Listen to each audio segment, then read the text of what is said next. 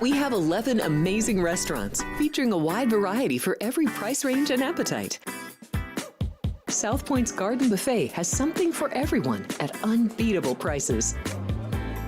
Or, if hunger strikes in the middle of the night, join us at Coronado Cafe. The American menu offers breakfast, lunch, or dinner 24 hours a day, plus a Chinese kitchen for authentic Chinese dishes from 11 a.m. to 11 p.m. From steak and eggs to wonton soup, it's fast and friendly service 24/7.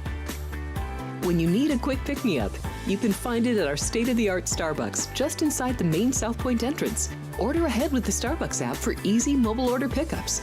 Or enjoy your favorites in the relaxing dining area anytime, day or night.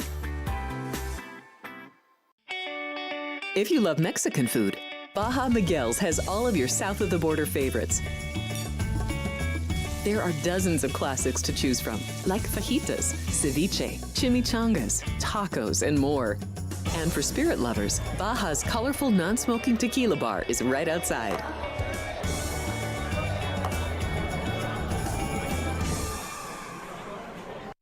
Are you ready to lock in your bets and cash in on the games this weekend? Get weekly football winners from Alex White, Chris Andrews, and Vinny Magliulo. I did take the dog 3.5. I'm going to stay with the Colts here. That's definitely going to be one of my plays. If the Bears have turned the corner, they have to take care of business in this game. Yes. Tune in for behind-the-book perspectives you won't find anywhere else. Well, if you're looking to bet the under, you're going to get a better number. The wise guys are certainly not going to play the favorites. I know if it hits 7, don't blink. Maybe that's what bettors are waiting for. Every NFL matchup, every college game that matters, the spreads, the stats, and the smart money plays. Is there a way to bet against both teams? Get your winning edge with Football Frenzy, streaming on YouTube every Friday at noon Pacific. If you're celebrating a special occasion or just love fine dining, you're in the right place. Come experience the crown jewel of South Point restaurants, Michael's Gourmet Room. Welcome. With over 600 different types of wines and magnificent dishes prepared tableside, you'll revel in the rich classic Vegas decor and the best black tie service in the world. This intimate gourmet room has earned accolades galore. Come to Michael's Gourmet Room for an unforgettable dining experience. Another famous restaurant is the Silverado Steakhouse, where you'll find the charm and service that discerning patrons require. From top quality steaks and chops to fresh seafood and desserts, you'll love the award-winning wine list and menu at Silverado Steakhouse. Steak lovers have even more options with primarily prime rib. Catering to hearty appetites, the menu features a variety of flavorful prime rib cuts, dry-aged to ensure tenderness, and then seasoned and slowly roasted. Although prime rib is our specialty, it's not the only thing on the menu. There's something for everyone.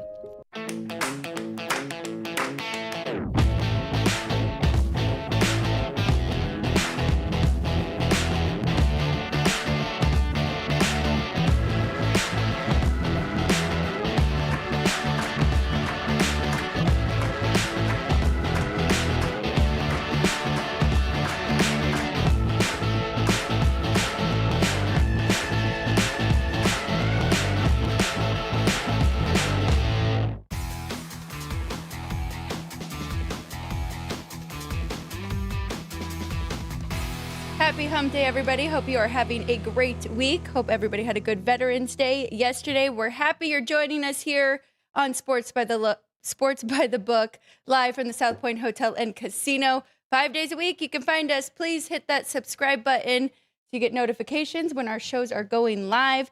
2 days away from Football Frenzy, one of our best, highest rated shows. Of course, 2 hours. We will separate them this week. So a full hour of college football, and then immediately we will start the NFL as we always do, and a full hour for week 11 of the NFL with myself, Chris Andrews, and Vinny Magliulo. So hope to see you there coming up this Friday. Today on the show, we have a little recap. Of course, we had our second college football playoff prediction show last night. We'll react to that. Also, some of the games on the ice and the hardwood, and then 30 minutes from now, Bruce Marshall will join us in studio. We've missed him the last couple of weeks, so we're happy to have him live in studio with us to break down some of the college football games here for week 12. I'm Alex White alongside Ryan McCormick as always. Ryan, how was your day yesterday overall? Any games that you really enjoyed watching or were profitable? Well, I enjoyed watching some hockey last night. I did end up being a plus on the day with the Sharks. Ended up getting the win in Minnesota. The Ducks have 4. Ducks only put up 1 goal in Colorado.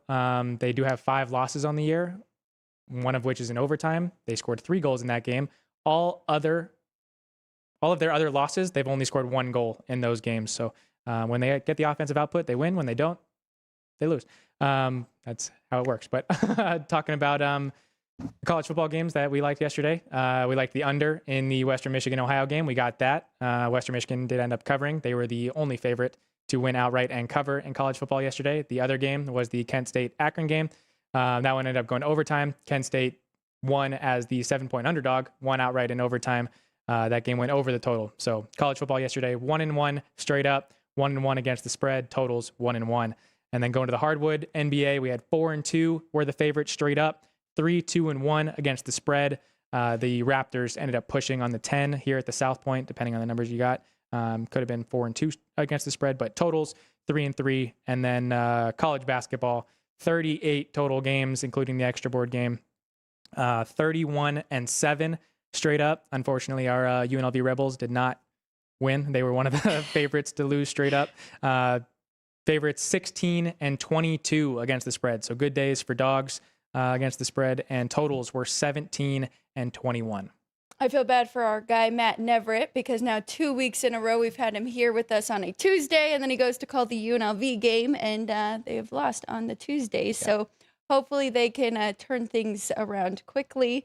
It's a new team, new coach, new system, a lot happening over there down the street at Thomas and Mack. But thank you. Yeah, I ended up following because I think you had a good strategy yesterday with going for the 2 big dogs with the Sharks and the Ducks. So one of them did get there. Favorites, man, the Canadians, they were not even competitive in that game. So I think that's kind of just note to self. Be cautious right now, yeah. Right? And we have been talking about dogs being profitable in hockey. I really enjoyed the Kentucky-Louisville game. Thought I had a shot there for them to cover the 6.5 at the end. But, I mean, if you watch that game, they really had no business because Louisville was by far the better team. The trend did end. They did go over that total. We also did warn that it had all the makings of a fast-paced game, and Louisville, I mean, they shot tremendous at home from the 3. So that is scary when you're going for an under in a game like that. But let's go to reaction for the college football bracket. Yesterday was the second reveal. Anything jump out to you just to start it off? Any big movers that you noticed? Well, we want our viewers' thoughts on this one. Our poll today was which team of the 12, we gave you 4. Which team will improve their slot, their seeding in the college football playoff? Notre Dame is at Pitt this week. They're an 11.5 point favorite. Texas is at Georgia. They are a 6.5 point underdog. Miami is a 15 point favorite versus NC State. And South Florida is almost an 10.5 at Navy. So which of those 4 will end up improving their playoff position in next week's bracket reveal? I tend to think Texas is going to fall out. I don't think they'll get it done at Georgia. We'll talk about it with Bruce Marshall in a bit. But I tend to think that this is win or you're eliminated for Texas. I'd have to agree with you on that. Definitely, it'd be their 3rd loss. It's crazy to think before the season started, if you were to ask somebody, all right, if it comes down to the quarterbacks, who do you trust more? Is it Arch Manning or Gunnar Stockton? I think 9 out of 10 people would say Arch Manning for sure, right? The high expectations going into the season and a lot of unknown from what we saw from Gunnar Stockton just filling in for Carson Beck those few games last year. But it has not played out that way, and now we're seeing Georgia really evolve, and we've talked about November, cream rises, and Kirby Smart's team's looking elite, but we've got the home revenge, right? Because last year, Texas was the favorite at home in the regular season. Georgia went there and proved that they were still one of the top teams in the SEC. can Texas kind of repay that favor? So we'll see. We'll get to that, as you mentioned, with Bruce Marshall. But I am happy to see South Florida now top 25, right? They're 24th in that poll. So things get interesting. But really, I mean, they were kind of talking about it, right? ACC has a chance of maybe not even having a team represented in the playoffs this year. I mean, don't we get automatic bids? It would be very hard. The top five from the top five conference ranked. So now that they put South Florida up there, or is it the top four? I thought the Power Four conferences, if you win the conference, you get an automatic bid. They took that away. It's kind of, we'll have to double check on it, but I'm pretty sure it was just like implied that it'll always be sure, and those four will always be higher up in the rankings than other champions from other conferences. But now that South Florida's there, we'll double check that and have to get back. But yeah, because I was listening to a couple other reaction shows and they kind of brought up that point baffled as well. Yeah, I if they took away they have butchered this 12-team playoff. Talking about expanding from 4 to 12 last year was a mess.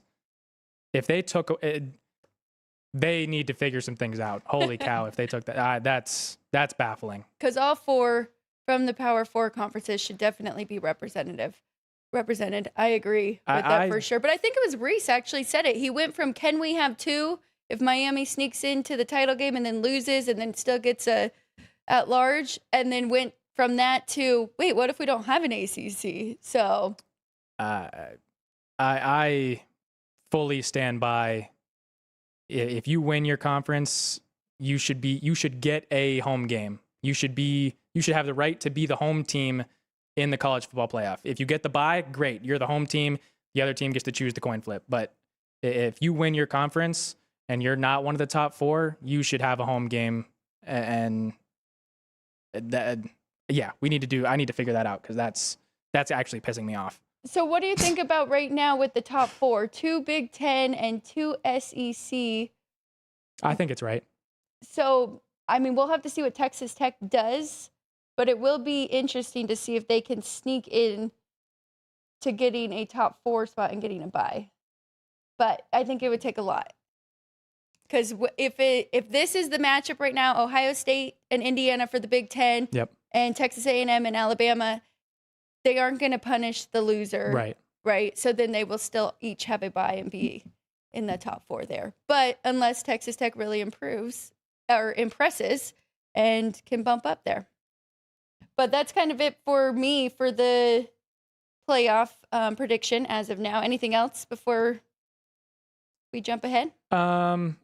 I mean, I would like to see Navy win the American and get that 5th spot and get that American, but see, that's where I'm confused. If we're getting a group of 5 team right for winning a conference, why are we not getting an ACC team for winning the conference? I got to figure that out. So looking at, I mean, because right now Miami, Georgia Tech are much higher than South Florida. Yeah, because I mean, at that point there would be no reason to have a group of 5 team in the 12-team playoff at all, and you'd have the bias of I guess that would explain why I saw something that we could get 8 SEC teams. Okay, well, there's a lot that needs to be figured. The playoff, it could have been so beautiful with 12 teams, and they've really, really, really messed this up. Well, hopefully it just evolves every year, right? And then they get to the right formula here. But I think what they're saying is the ACC continues to kind of beat each other up. And then if Miami and Georgia Tech, Virginia, Louisville continue to fall and South Florida moves up the rankings, then they get that. They would get that 4th slot. And then they might try and push in an SEC team at an at-large, or Utah, who's still very high, or BYU. I'm not sure. So interesting stuff. I think it'll all work itself out. Were you surprised to see the Texas Longhorns kind of sneak in there now? No. I mean, they were the preseason number 1, right? And they fell out, or maybe not, they weren't number 1, but they lost to Ohio State and lost 2 games early in the year and fell out, and nobody respected them anymore. And now they've kind of worked their way back into the top 10 in the AP, and found their way here. And they needed to win out. And if they do win out, they deserve to be in the playoff. The same way Notre Dame loses 2 games early in the year and wins out and has the resume that they do and playing as well as they are. Yeah, if Texas beats Georgia and wins out the rest of the year, they'll actually, I think, be in the conversation, or be tiebreaker wise. No, they'll still need Ole Miss to lose to get into the SEC championship. But yeah, I'm okay with them being here at 10 now, but I don't think they'll be here next week. Okay, that's a little tease, and I'm excited to hear what Bruce Marshall has, because he does have a pick on that game coming up shortly. But let's switch it over to some NFL talk, because of course on Wednesdays we love to give our top 10. I have my adjustments. I'm ready to do that as well, and then we'll give Chris Andrews top 10 for offensive and defensive efficiency. If you want the full chart, that'll be coming shortly as well. We have a great graphic for that where all 32 teams fall offensively and defensively. We'll also go over a couple of awards that have kind of shifted, and there's a couple that are getting super interesting. So let's jump to that right now, and I'll start it off with my NFL top 10. Not a whole lot of movement here for me, but there are a couple, and I just want to point out my top 5 and some interesting things that I have found about these teams, and 2 of them playing each other this week, which should be an awesome game. But back in my top 10, they were not there last week, is the Los Angeles Chargers. And I believe I still had Tampa Bay in there at 10. They fall to the Patriots, who are not in the top 10 yet, but they are making their way up. But the Chargers proved a lot. Big win over the Steelers. We saw them make the adjustments. Of course, they made a trade, so their O-line gets healthier, and the Chargers continue to move. Buffalo falls all the way down to 9. From 5 to 9 for me, and I was hesitant to start the season with them. Right now, they're 11th in scoring defense, 6th in points per game. So not terrible, right? I do think they should still be in the top 10, but we are seeing a lot of flaws from this team, and it's really the pass catchers that is the concern there for Josh Allen. Number 8 is the Denver Broncos. This is the most frustrating top 10 team for me because they have bounced around more than anyone. Cannot get a real read on this team. I believe they could be one of the top teams, and I need to apologize to Matt because I said the Chiefs and Broncos were the 2 best AFC, but that is not true according to my new top 10 here, because even the Ravens jump ahead of the Broncos now coming into this week, up from 9th to 7th. Still have my concerns. There was a lot I didn't like in that game against the Vikings, but I had them as a 2-point favorite in that game. The market had 3.5, and it even went higher than that before that game kicked off. So I had to make the adjustment, bump the Ravens up a little bit here. Number 6 is the Eagles. I don't think they've moved really much at all, and right now they're still trying to find their identity, which is weird because we've known what the Eagles' identity is, but they're 10th in scoring defense. We're used to them being a little bit higher there, and they're 12th right now in points per game. So still question marks there for the defending champions. Number 5 this week is the Colts, bumped from 8 to 5. Overtime win against the Falcons. Top offense in regards to points, yards per game, yards per play. 9th in scoring defense, 11th in yards per play on the defensive side. So I do think that this team is worthy of being on that 1 through 5 side compared to the 6 through 10. We'll see if they can keep it up, though, for sure. These 2 I find the most fascinating here, the Rams and the Seahawks. So there's about 6 teams, if you look at the offensive side, that are top 10 in scoring and top 10 in yards per play. There's about 6 teams that are top 10 scoring defense and top 10 opponent yards per play. There's only 2 that are in all 4 of those categories, and it's these 2 from the NFC West, the Los Angeles Rams and the Seattle Seahawks. We'll learn a lot this week when they play each other. I think that'll be an outstanding game, and I'm excited to talk about the MVP and where both of these quarterbacks sit, because the winner of this game, I think those odds are definitely going to drop by next week. So we'll take a look at that and see if there's any value there. But 2 teams that you definitely should look out for. Those were my 2 best bets last week. betting on those teams that were in those categories, and both panned out very well as favorites too. Number 2 is the Chiefs. They had a bye week, and unfortunately they dropped out of my number 1 during their bye week because the Lions flip-flop with the Chiefs again. They beat the Commanders 44-22, and I had to adjust and move them up. I just wanted to go through this quickly too, because Chris Andrews and I talk about the power score a lot, and that's just looking at your number that you made, your betting odd number that you made, and then compared to how that team actually did prepare. Do that over a course of 10 weeks, and then you should be very close to your new power rating. So my power score for the year, this is where it falls for me. The Lions, the Seahawks, the Rams, the Ravens, the Chiefs, Colts, Eagles, Broncos, Bucks, and then Bills. So how my numbers have panned out and then how they have performed up to that. That is where the teams are. It should be relatively close to a lot of people who actually keep a power score like that. But pretty much everybody in the top 10, I believe just the Bucks who are right there. So, all right, Ryan, you want to kick us off with some of Chris's numbers for the week? Chris has not had a chance to finalize his updates for his efficiencies for this week in the NFL, but talking about power score, where do you have your Chargers, or where do you have the Chargers in your power score? So so I do a power score average and a median, and the Chargers are 10th in the average spot. Okay. But they are not in the median, so that's why I did not include them there. Let me pull up my actual sheet, because that is a good question. That's college football. That's not going to help us. And then I was also curious, talking about the Rams and Seahawks. So that one opened 2.5 to the Rams, went to 3, back to 2.5, now back to 3. Total stayed at 48.5. What's the number that you make? And not necessarily picking a side now, but Davante Adams is a question currently with his oblique injury. How much do you take that into account? And kind of what would you make the number here in SoFi? I made it 2, actually. I debated, is 3 enough to want to jump in there with the Seahawks? Typically, I'd like a 2.5 point difference there, but with these two, I think it might be enough. I think it's going to be a field goal type of game here.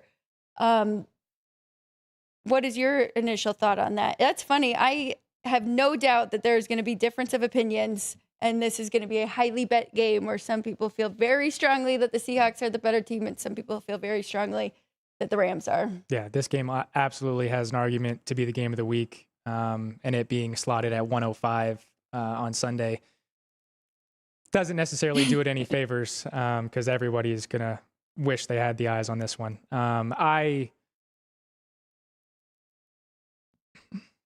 The Seahawks won really big last week, and I don't know whether or not to take that with a grain of salt or actually believe in them. Everybody's believing in them right now, having them in their top 10s, easily in their top 5. You have them in your top 5. But I kind of think it was a really bad spot for the Cardinals. They had a short week, big win against the Cowboys. The whole situation with Kyler Murray and Jacoby Brissett, they got shell-shocked off the bat, and the Seahawks were able to roll them. The Seahawks have been able to roll teams the last couple of weeks, and I don't think they'll be able to do that to this Rams team. I think Sean McVay certainly has the coaching edge in my mind over Mike Macdonald. Mike Macdonald.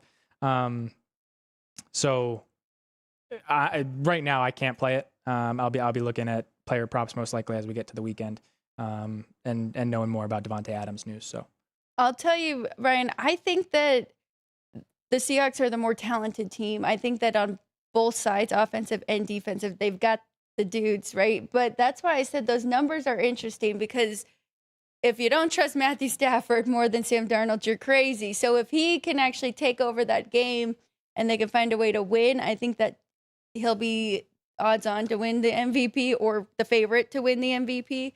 But the thing with the Seahawks is they have a lot more opportunity on the defensive side, I think, than the Rams do. The Rams' defense is young and they have played really well, but the Seahawks and the takeaways, I mean, they scored 2 defensive touchdowns against the Cardinals as quick as they scored 2 offensive ones. So I think that makes it a little bit tricky to handicap. And we'll see, though, because we always say with that and the takeaways, kind of regression to the mean there. So, but not when they're like, that's what they do. And that's kind of, their identity. So we'll see. I'm intrigued, though. I'm glad you did ask because the Chargers are right there after the Bills when it comes to the median number, and then the Packers. So that's what makes the Packers a tough team to trust here because their median number on the year as their power rating and their power score and how they have actually performed to the line is 12th in the league. And it's tied with the Patriots, Texans, Niners, everyone right there on their tail. So tough team. We'll see what they can do and if they can make the adjustments for sure. Let's take a look at those MVP numbers as we're talking about it and as we do have that big game coming up this Sunday. Yeah, Sam Darnold and Matthew Stafford going against each other. They are both top 6 in the MVP odds right now. Matthew Stafford, best price you'll get, is tied with Drake May, both over on FanDuel at 3-1. DraftKings does have Matthew Stafford as the favorite, so Matthew Stafford is listed higher because he is higher on DraftKings. But Matthew Stafford, Drake May, 3-1. Patrick Mahomes at 6. Those are the best prices you'll get over on FanDuel. Jonathan Taylor now down to plus 550. Josh Allen, 7-1. Sam Darnold, 11. Lamar Jackson is the next closest, but best price you'll get kind of varies. So DraftKings, 15. FanDuel, 30. So, I am going to make the argument for Jonathan Taylor every week. I'm tired of this being a quarterback award. Leads the league in touchdowns. He's at 20. The NFL record is 31, set by LaDainian Tomlinson in 2006. We've got 7 weeks to go. Yes, 6.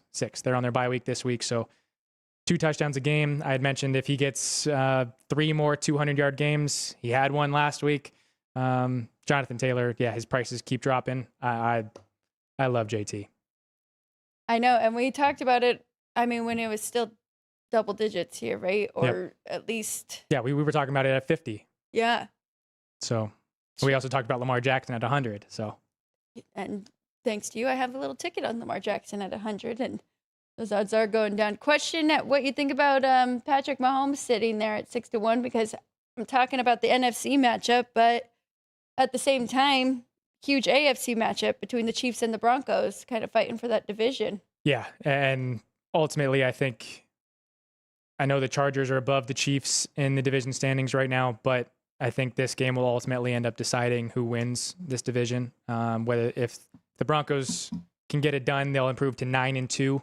That's going to be pretty hard for them to choke away the division, and their offense doesn't look like it's running properly. So if they can do that, they're definitely a team to look out for. But the Chiefs, if they end up winning this game, will improve to 6-4, a game behind the Chargers, who have an important one as well on the road in Jacksonville. So the Chiefs absolutely need to win this game. And if they do, that's the reason you're seeing Patrick Mahomes as the third favorite. If they don't, we'll see him drop. I wouldn't be playing it, though. If we look at their remaining schedule, at the Broncos, against the Colts, at the Cowboys, at home against the Texans, at home against the Chargers, at Tennessee, and then 2 division games to end the year, Broncos, Raiders. So there are certainly games for him to pad his stats and make the argument if they, I firmly believe it comes down to Sunday for Patrick Mahomes. If they win this game, he will have absolutely the conversation. He'll have the media bias with him. But if they don't, it's going to be a very tough comeback. But take that with a grain of salt, because there are games that he can pad stats. I don't think he wins the award. I do think he'll be part of the conversation every step of the way because of who he is.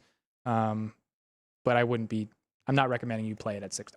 Well, I mean, when you just look at what Matthew Stafford is doing, and we talked about it, you mentioned the last 6 games for him, right?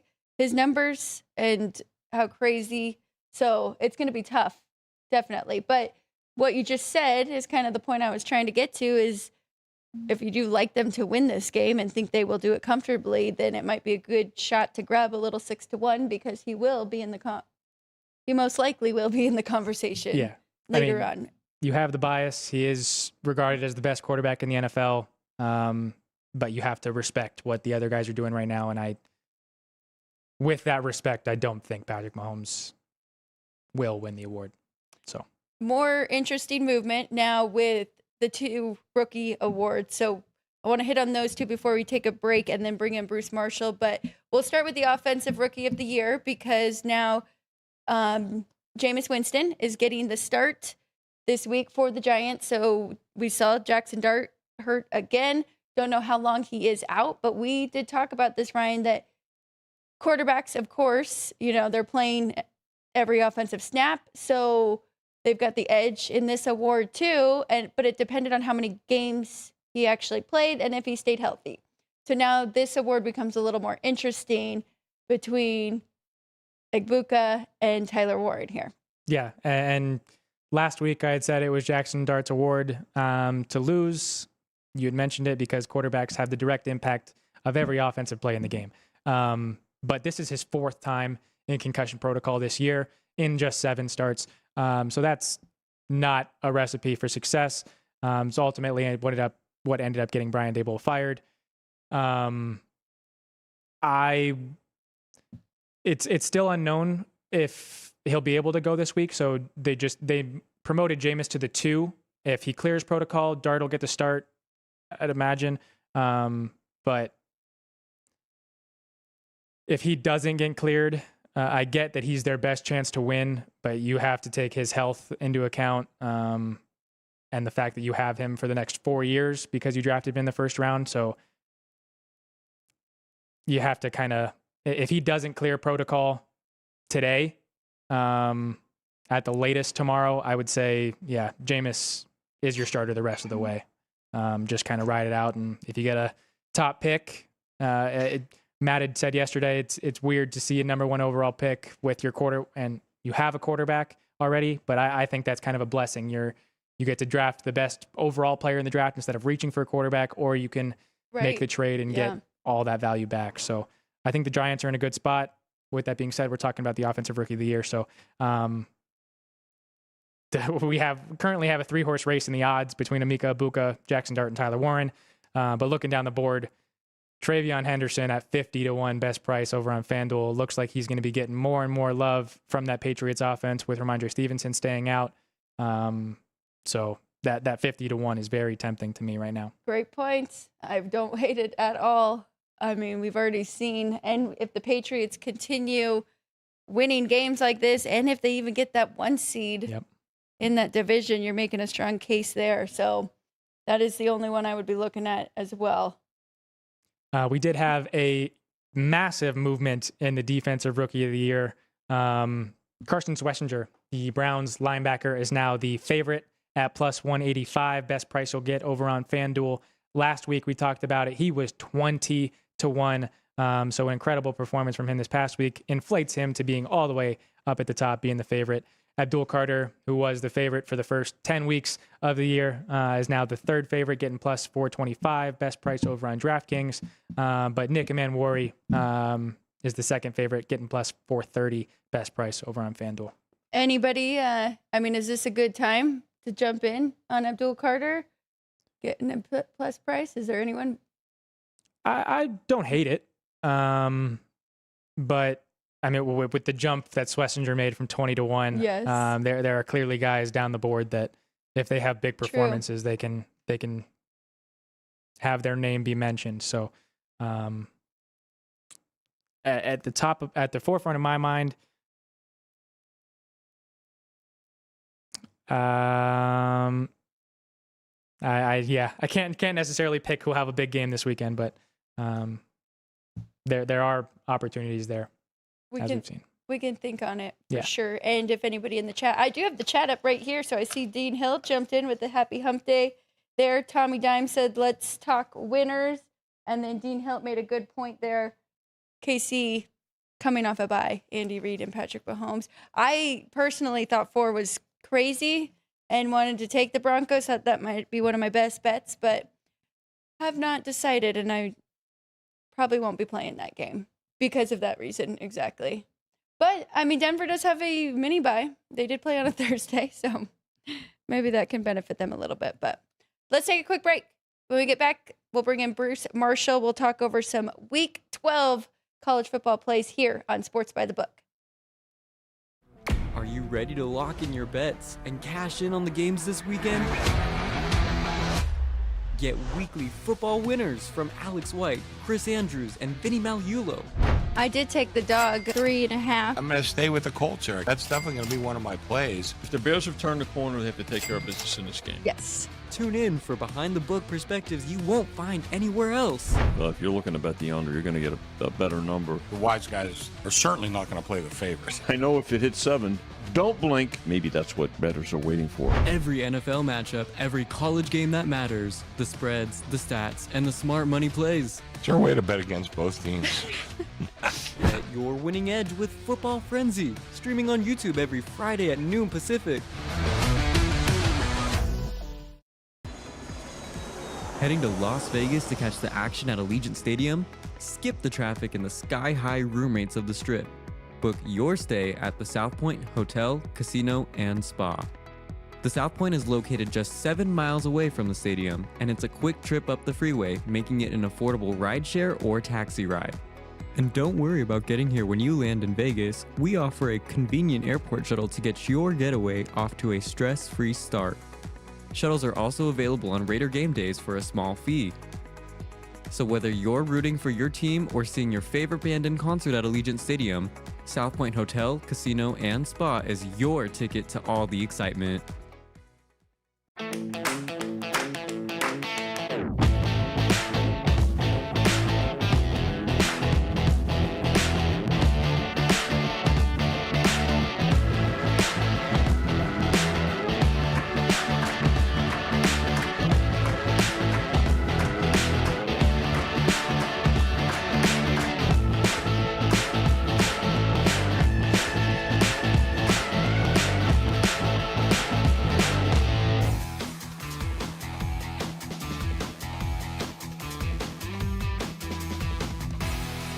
Welcome back, everybody. Please jump in with the poll. We have one going on about moving up in the playoff picture for next Tuesday's show.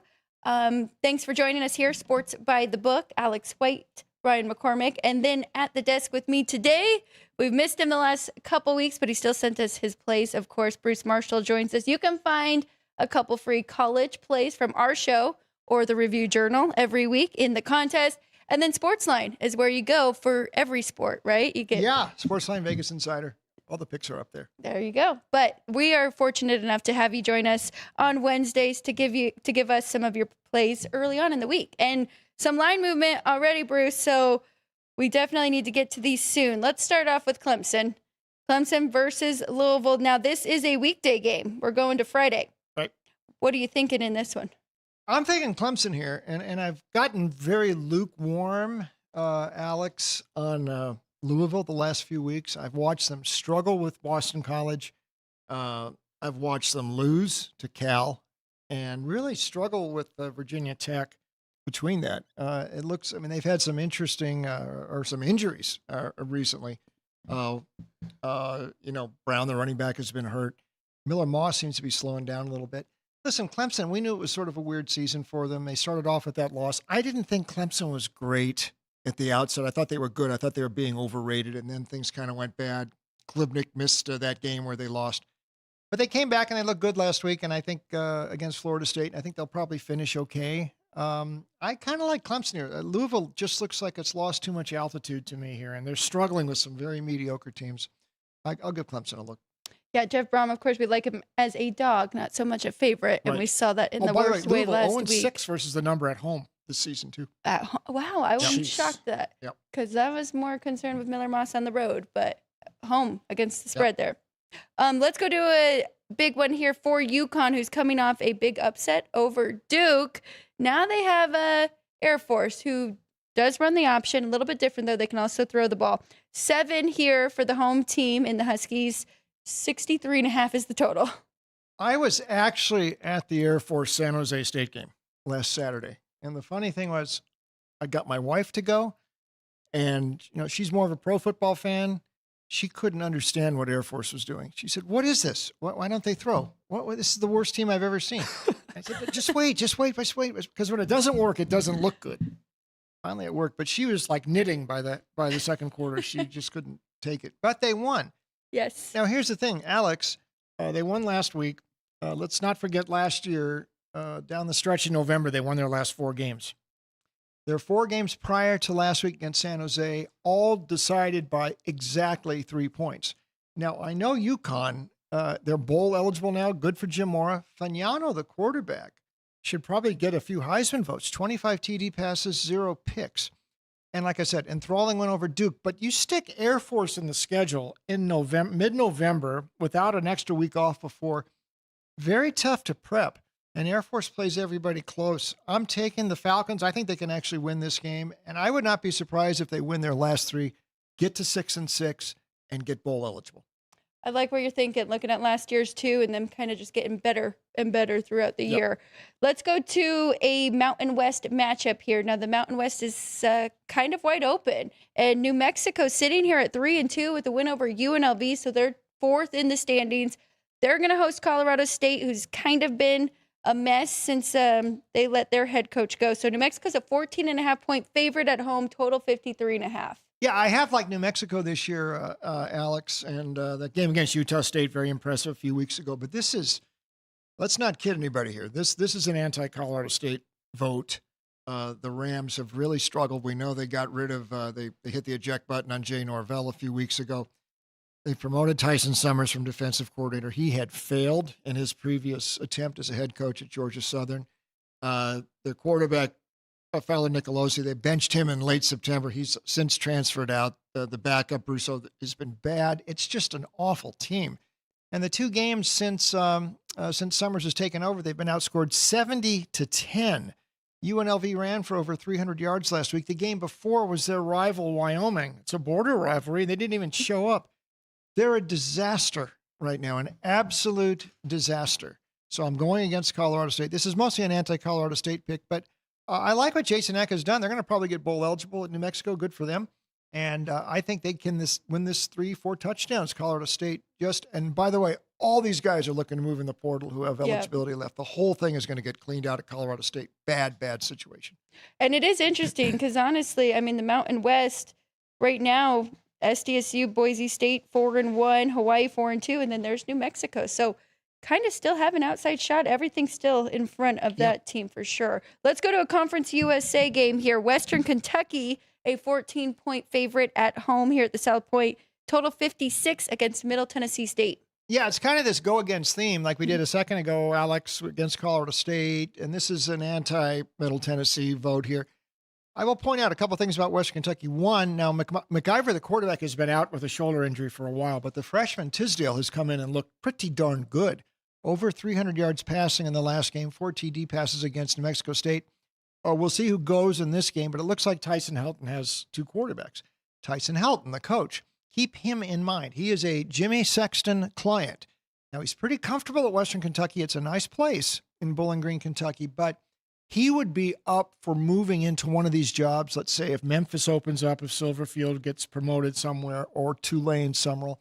Keep an eye on Tyson Helton. He's got things going. But like I said, the attraction here is also against Middle Tennessee State. You talk about a hire that was ill-advised.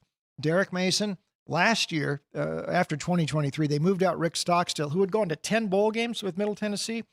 Has a bad year. They move him out. They bring in Mason. What a mistake. They've got 1 win this year, and that was a fluke against Nevada. Gave up 56 to Florida International last week. He's firing assistant coaches. No, this is a terrible hire. Middle Tennessee's raw, and Western Kentucky has controlled this series big in recent years. Tisdale or McIver at quarterback won't matter. I think Western extends this margin for the Hilltoppers. Versus next one, a lot of movement since yesterday. I was looking at it. Texas State getting 6.5 yesterday. It's all the way down to 4 here, with Southern Miss being the favorite at home. What are you thinking? Is that still a good number, taking the points? Or do you like going against the steam here, and now you're laying a better number here with Southern Miss? Alex, Texas State has lost 7 straight against the spread. I mean, this is a very disappointing collapse here for Texas State. You know, and G.J. Kinney, the coach, I mean, they thought, this guy was on the escalator up. I'm not sure about that. It's just the defense has been bad. They gave up 42 last week to Louisiana Lafayette. I mean, it's just been a struggle. Listen, Southern Miss, Charles Huff is doing it again. What is he, 16-3-1 versus the spread since last year? You count his record at Marshall a year ago. Braylon Braxton is quarterback. His numbers, he came with him from Marshall, but since last year, I think he's on, 38 touchdown passes and 6 interceptions, something like that. Southern Miss, 4-0-1 versus spread its last 5. Good win over a hot Arkansas State last week. This is a go with versus a go against. Southern Miss for me. Okay. This is a very tough one coming up here. We got Notre Dame going to Pittsburgh. Notre Dame, of course, already have 2 losses. They need to win outright to keep that playoff spot. Notre Dame 11.5, total 55. And we give you credit all the time, Bruce, because you led us on to the fact that Pitt moved on from Eli Holstein and went to Mason Henschel, and they've been great. Now there's a little bit of confusion here because Pat Narduzzi's kind of talking like this game's not that important. But what do you think? Is that too many points? I think it is. Yeah, we were talking about that before, and some curious quotes by Narduzzi here, although technically he's sort of right because their biggest games are the last 2 because that's Georgia Tech and Miami, and Pitt wins those 2, they'll be in the ACC title game and can get to the playoff.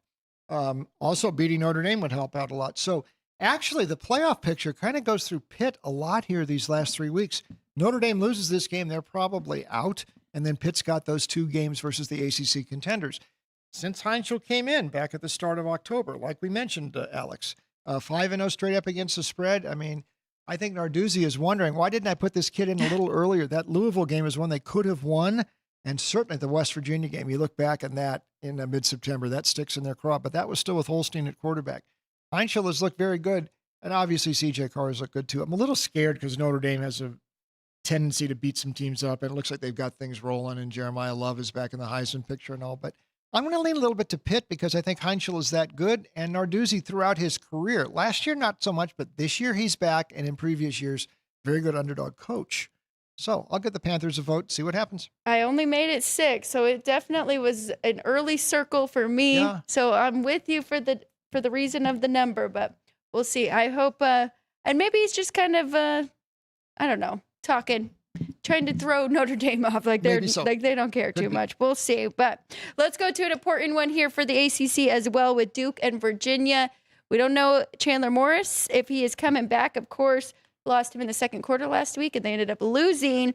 Duke's a 4-point favorite at home coming off that loss to UConn, total 58.5. Yeah, it looks like this number sort of thinks Morris is going to play, but that's far from determined here. I mean, it was a pretty serious neck and concussion last week, and he went out and the offense bogged down without him. Yes. So, I mean, if you want Virginia here, you're going to want Morris in there, and we can't say for sure he's going to play right now.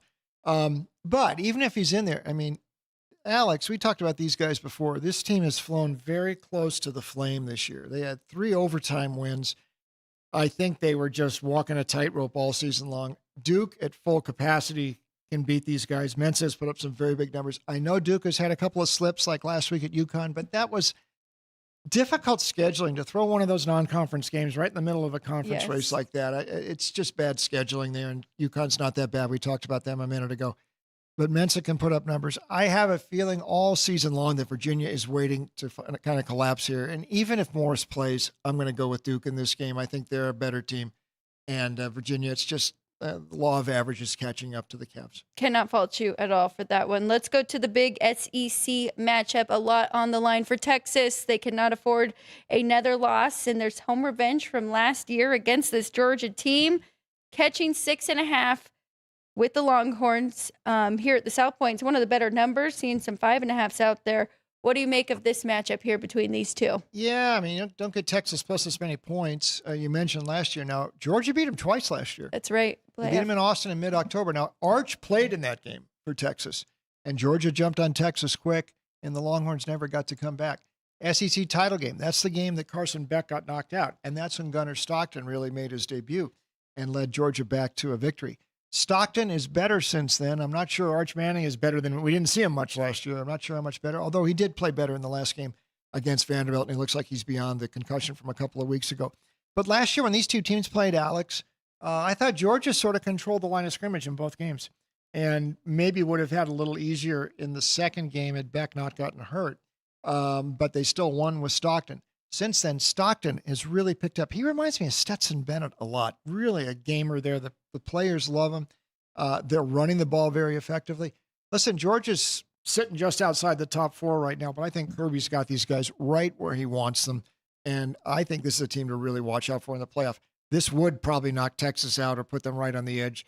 I think that happens here. I'm going to go with Georgia, 27-16, my score forecast. I got caught with a trendy dog last week, Bruce. I wasn't BYU. I liked Tech, but it was Mississippi State. And, Me too. And Me I too. watched that game, and I said, okay, Georgia has arrived. Georgia has arrived. They've turned Yes. the page. They're ready. So I'm with you. It would only be Georgia for me in this one. I hear you have an extra bonus pick for us today, and it's college hoops. Yeah, tonight. Now, my guy's back home in Long Beach, and I've been watching the beach for a long time. Long Beach State's a bad team this year. Really bad. No upperclassmen. First 2 games against San Diego State and Fresno. Average loss, 26 per game. Minus 15 rebounding. They're shooting 20% beyond the arc. It's a bad team. It's a really bad team. Pacific is not that bad. Their coach, Dave Smart, sort of the John Wooden of Canadian basketball. Now, last year was an adjustment year at UOP, but he's worked the portal pretty well. Elias Ralph comes back from last year.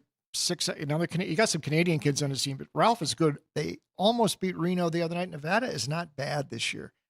Long Beach is bad. So in the Spano Center tonight, 11.5, that's a very fair price. I think this is probably a 20-point win for Pacific, and I would go against Long Beach until further notice, and that's my alma mater. So, just call it like I see it. Okay, we appreciate that extra bonus there. We went through some NFL games coming up this week. We've got some good ones. We got Chiefs and Broncos, Rams and Seahawks, and then, of course, the Lions and the Eagles. What are you looking forward to the most out of all those? Actually, all 3 good. Broncos and Chiefs, because Denver sort of thinks they have Kansas City's number, though. If you watch that offense the last few weeks, that was kind of tough to watch, that Raider game, but they have put the clamps on Patrick Mahomes the past few times they've played him, and this defense is ready to play. Yeah. Denver as a home dog, I think, is interesting. I do too. It's just the fact that Andy Reid's coming off a bye that scares me a little bit, but it's over a field goal, so I think they could keep And it that's sort of a close. mini bye for Denver, too, with the Thursday. That's right. Played against the Raiders there. Bruce, thank you so much. Okay, Make Alex. sure check out My CBS pleasure. Sports Line if you want all of Bruce's picks. We'll see you again next Wednesday. We'll take a quick break. When we get back, we'll finish with a couple games on the ice, and then we have 3 MAC games to break down. We'll be right back.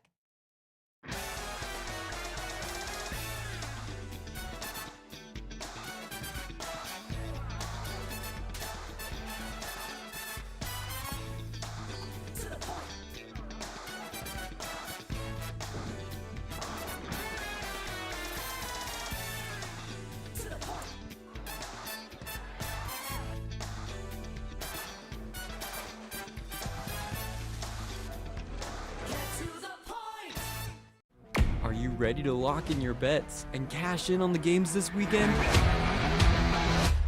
Get weekly football winners from Alex White, Chris Andrews, and Vinny Malulo.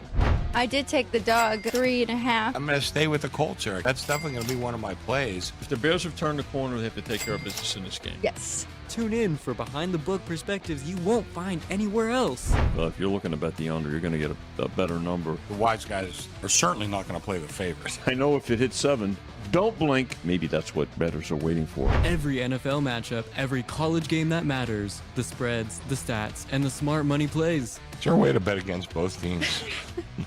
Get your winning edge with Football Frenzy, streaming on YouTube every Friday at noon Pacific.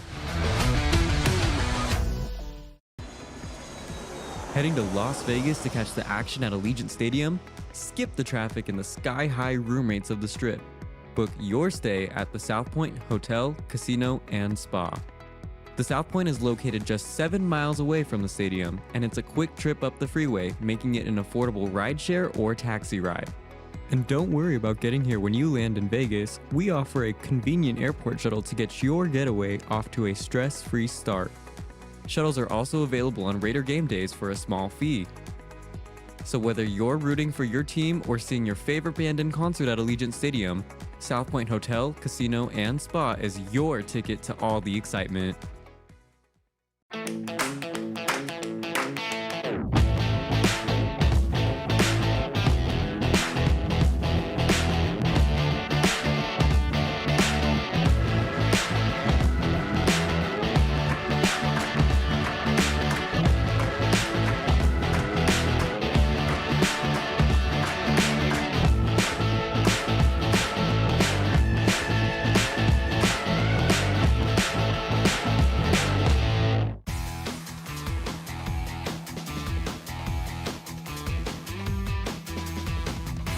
Welcome back. A big thank you to Bruce Marshall. We love Wednesdays when he joins us. Always fun to talk college football with him. And I'm sure we'll just continue that after college football into college basketball. So great little preview there for a play for you for tonight.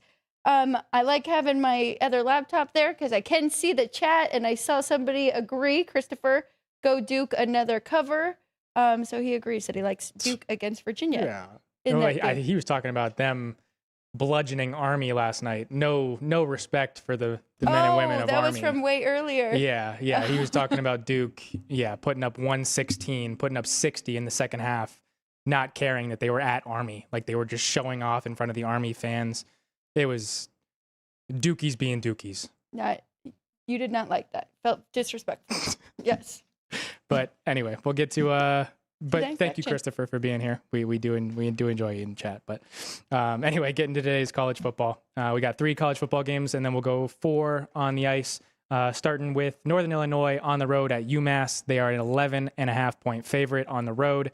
Total is at 43.5. This is a immediate pass, Ryan. I made it 12.5 and 43.5, but Northern Illinois has been awful this year. 2 wins on the season for them. They beat Holy Cross and Ball State. On the other side, UMass is winless, so still trying to get their first win of the year. I don't trust Northern Illinois to lay a big number like that. I made it 43.5. I mean, can't see a lot of offense. Northern Illinois, I will say they do have a good defense still, so that's the only way I'd look is under, but pass for me. All right, going to another one with a road favorite. Toledo on the road at Miami, Ohio. 4-point favorite is the Rockets. Total is at 45.5. Miami, Ohio is one of the teams that is 4-1, but now Western Michigan sits atop at 5-1. So Miami, Ohio trying to get a win tonight, as well as Buffalo. Pretty fortunate they don't play each other. I have nothing in this one. I did make Toledo 3.5 and the total 48. So a little bit of a lean to the over, especially because, I mean, both of these teams have very good quarterbacks. We know DeQuinn Finn for Miami, Ohio, and looking at his numbers, 59%. He does have 6 interceptions on the year, but 9 passing touchdowns. Tucker Gleason, both of these guys have been playing college football for like 6 years now too. Tucker Gleason, 67% passing completion percentage, over 2,000 passing yards, and 15-5 ratio for him. So not a big enough difference for me. 2.5 points. I like 5 on the total. So I'm going to pass, but it's a lean to the over in that one. All righty, going to the only home favorite on the gridiron tonight. Central Michigan opened -2, went to -1, now sits at -1.5 against Buffalo. Total opened 44, went down to 42.5, and has come back up to 44 where it sits now. What say you in Buffalo versus Central Michigan? This is the only one where I actually have a big enough difference to make a play, and that's Central Michigan at home. I'm going to lay the 1.5. I know Buffalo has the better record at 4-1, but I think they've been pretty fortunate with their schedule because they got a 31-30 win over Eastern Michigan. They beat UMass barely, 28-21. Beat Bowling Green, lost to Akron, and of course, on the other side, Central Michigan 3-2 in conference play, 5-4 on the year. But I mean, they're coming off a loss to Western Michigan, who I just told you is top of the conference. But the one thing I really like too is Central Michigan can run the ball, and they run it a lot. 70% of offensive snaps. I know that right now Buffalo's numbers are pretty good against the run, but I don't think they've seen a run offense like this. So I'm going to take the favorite here. Maybe I just avoid the 1.5 altogether. -125 money line feels like a pretty good price. I know Buffalo has a lot to play for. as well. But Central Michigan technically not out of it. All right. Well, now we'll finish up with the 4 games on the ice tonight. Starting with the excuse me. Where'd it go? There we go. New York Rangers on the road in Tampa, taking on the Lightning. Lightning have won 7 of their last 8.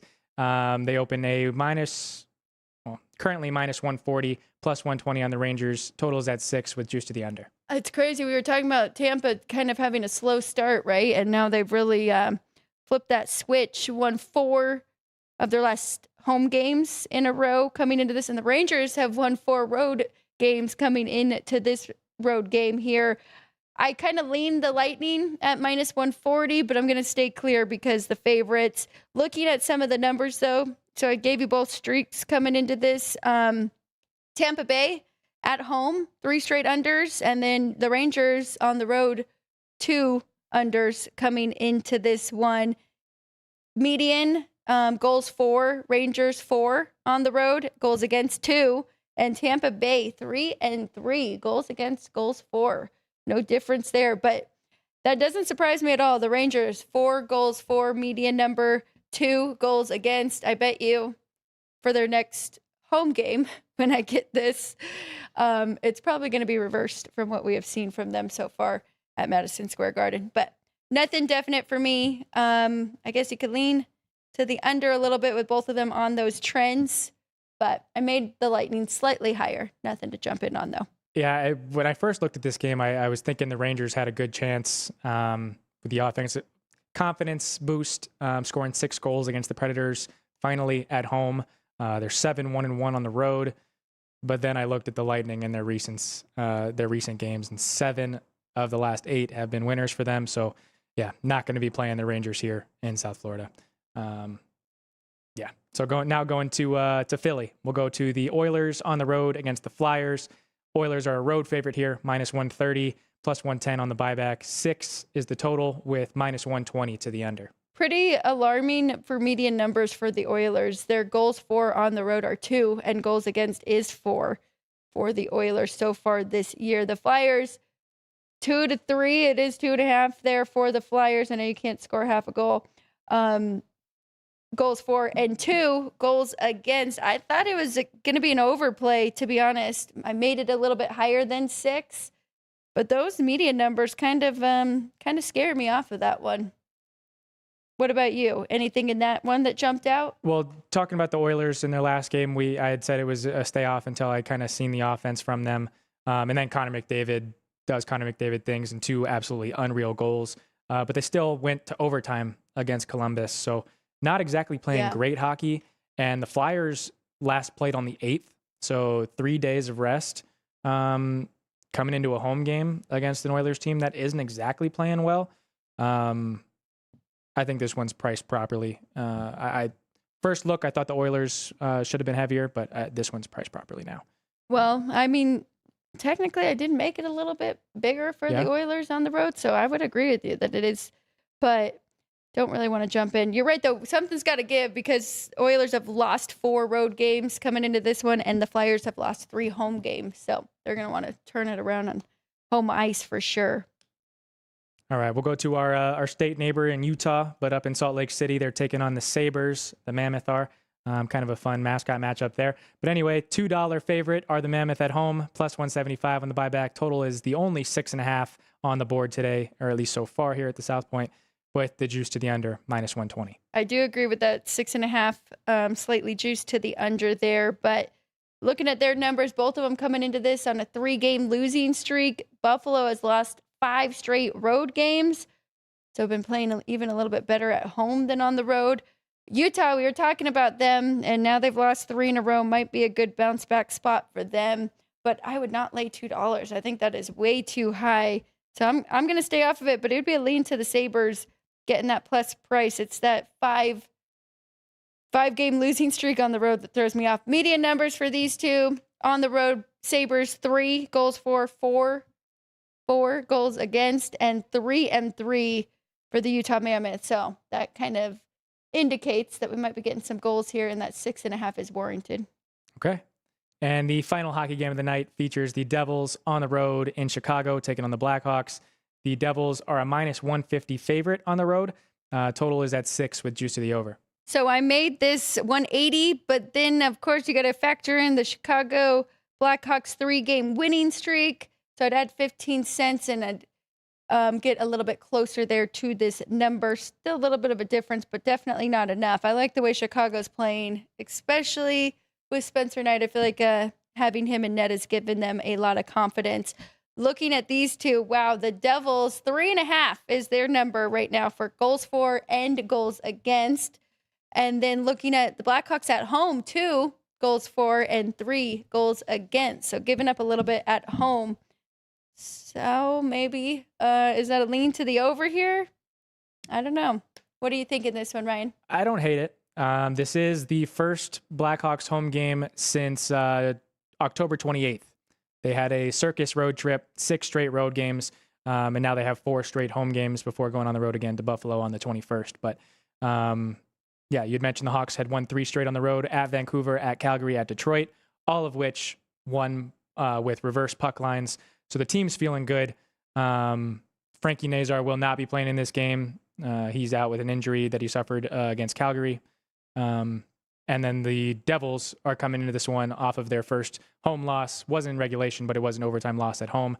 So the Devils should be hungry and knowing their opponent in this one. But I think the line is set at a little... It does put respect on the Blackhawks and kind of what they've been doing so far. I would like to be getting plus 150 in order to play it on the Hawks. But with where it's at, I lean in the Devils. I think that's a good point, but did it move at all? Okay, no, really. Yeah, we saw 135 here at the South Point, but yeah, not necessarily getting enough to take the chance on the Hawks to beat the Devils here. But that means the books, respecting the Blackhawks and how they are playing, putting that out 150, then some buyback, laying that with New Jersey, which I can understand too. But yeah, this will be a watch and see between these two, huh? I did fail to mention that the only team tonight that is on the first of a back-to-back is Edmonton. Edmonton does go tomorrow to Columbus, the team that they played against a couple nights ago. So just to look out there, Edmonton are at Philly tonight. And the Rangers are the only team that it's worth noting. This is their 4th game in 6 nights. So maybe that helps push us over to, if you like the Lightning side there, as a favorite at home. Could go, a little money line, Lightning and Devils. We'll see. You can bet against your team? I am capable. Just not necessarily capable of betting on rivals. So. Yes. Okay. That makes more sense. I'm going to skip the whiteboard today. I am going to jump on with Bruce's play here. Pacific minus 11.5 on the hardwood. I'll probably play a little bit. No, I will play a little bit of Central Michigan money line as well. So I have some action with the Maction tonight. Nice. And Ryan, we do have results here for our moving on up poll. Yeah, we do. So which team is most likely to improve their seeding in the college football playoff bracket by next week? South Florida at Navy this week, 10.5-point favorite. Notre Dame at Pitt this week, an 11.5-point favorite. Miami versus NC State, 15-point favorite at home. And then the Texas Longhorns getting 6.5 at Georgia this week. So our viewers went with South Florida is going to be the one to improve their standing in the college football playoff bracket at 38% of you think they'll be able to handle business against Navy in a fashion that will improve their standings. So there we go. Very good. And then Notre Dame, a close second. Yes. Not a whole lot of love there for Texas or Miami. But Bruce did make a great point. The Pitt does have a lot of control in how the playoffs going to look these next 3 weeks. Now, isn't it TCU who is the team that kind of has that same control for the Big 12? Let me check. That sounds right. They got BYU, Houston, and then they have Cincinnati. So they can play spoiler for the Big 12, but Pitt, yeah, that's funny. So things to keep an eye on. Absolutely. Anything else that I missed in the chat? Doesn't look like it. Well, we didn't get any guesses for our ticker trivia presented by City Light Shine today. It was a NASCAR question for you today. On this date in sports history, November 12th, 1995, Jeff Gordon claimed his first Cup Series championship 30 years ago on this date. How many NASCAR Cup Series championships did Gordon win during his racing career? And that number 24 car would go on to win 4 NASCAR Cup Series championships, specifically in 95, 97, 98, and 2001. Gordon's 93 NASCAR race wins is the most for a driver in the modern era, 1972 to present day. Number 24. Good number there. Some would say. Yes. All right. Well, that is it for us for today. Did you give any final plays before we wrap it up? No, I think today is just going to be a watch and enjoy the games, the action on the board today. And we have Pacific if you want to jump in on this is true on a play from Bruce Marshall. So tomorrow, Dwayne Colucci joins us. Of course, the sports manager up with their Rampart for Race and Sportsbook up there. He'll be on at the top of the show. You don't want to miss it. We'll get hockey plays from him. We'll dive into the week 11 in the NFL and week 12 in college football. Get his takes. And I know a lot of you really like, because you have mentioned in the chat when he tells us where the money is, right? Tickets as opposed to money count, right? So we'll dive into that with him as always on a Thursday. Thank you to the crew. Thank you for everybody watching live. Thank you for watching the replay. Please follow all of our social media and hit that subscribe button. Also share it. Tell people about this page here, Sports by the Book, 5 days a week at the South Point. So thank you to the crew, for the crew, and Ryan McCormick. I'm Alex White. We'll see you again tomorrow here on Sports by the Book.